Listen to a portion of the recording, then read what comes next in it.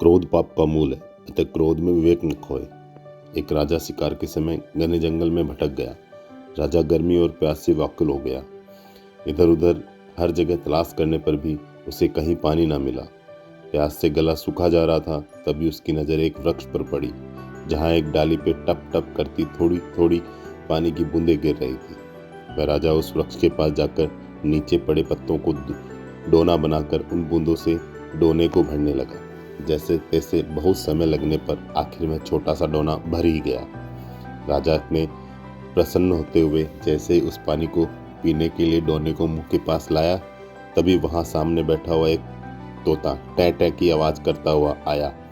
उस डोने को झपट्टा मारकर सामने की ओर बैठ गया। उस डोने का पूरा पानी नीचे गिर गया। राजा निराश हुआ। बड़ी मुश्किल से पानी नसीब हुआ और वो भी इस पक्षी ने गिरा दिया, लेकिन अब क्या हो सकता है, ऐसा सोचकर वह वापस उस खाली डोने को भरने लगा। काफी मशक्कत के बाद आखिर में डोना फिर भर गया। राजा पुनः हर्षचित होकर जैसे ही उस पानी को पीने लगा, तो वही सामने बैठा तोता टै टै करता हुआ आया और डोने को झपट्टा मार के गिराकर वापस सामने बैठ गया। तब राजा हताश के वशीभूत होकर क्रोधित होगा कि मुझे जोर से प्यास लगी है, मैं इतनी मेहनत से पानी इकट्ठा कर रहा हूँ और ये दुष्ट पक्षी मेरी सारी मेहनत को आकर गिरा देता है। अब मैं इसे नहीं छोड़ूंगा। अब ये जब वापस आएगा तो मैं इसे खत्म कर दूंगा। अब वह राजा अपने एक हाथ में डोना और दूसरे हाथ में चाकू लेकर उस डोने को भरने लगा। काफी समय बाद उस डोने में फिर पानी भर गया। अब वह तोता पुनः टै टै करता हुआ आया। जैसे ही उस डोने को झपट्टा मारने पास आया, जैसे ही राजा ने उसे चाकू से तोते को मार दिया और बेचारा तोता ढेर हो गया, लेकिन डोना फिर भी नीचे गिर गया। राजा ने सोचा इस तोते से तो पीछा छूट गया, लेकिन जैसे बूंद बूंद से कब वापस डोना भरूंगा, कब अपनी प्यास बुझा पाऊंगा, इसलिए जहां से ये पानी टपक रहा है वहीं जाकर झट से पानी भर लूं।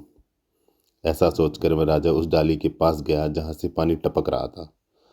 वहां जाकर राजा ने जो देखा, उसे पांव के नीचे जमीन खिसक गई। उस डाल पर एक भयंकर अजगर सोया हुआ था और उस अजगर के मुंह से लार टपक रही थी। राजा जिसको पानी समझ रहा था, वह अजगर की जहरीली लार थी।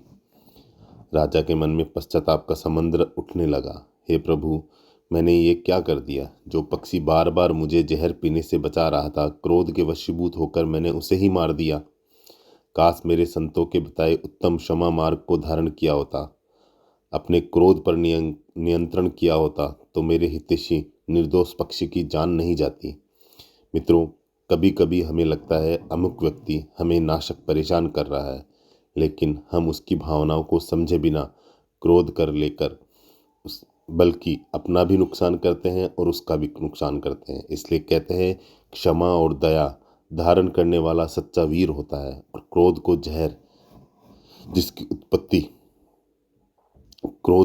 है जिसकी उत्पत्ति अज्ञानता से होती है और अंततः पश्चाताप से ही होता है,